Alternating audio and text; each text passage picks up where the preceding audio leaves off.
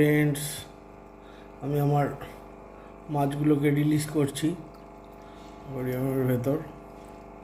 দেখা যাক এরা কেমন থাকে।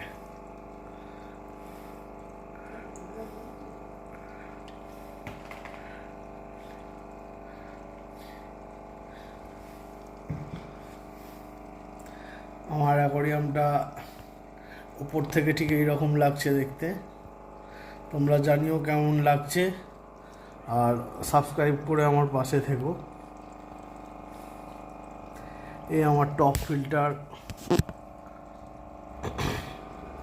আর নিচে স্পঞ্জ ফিল্টার রয়েছে।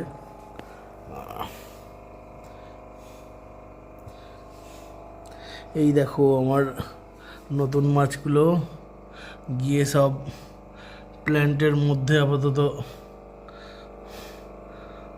নিজেদের সেট আপ তৈরি করার চেষ্টা করছে।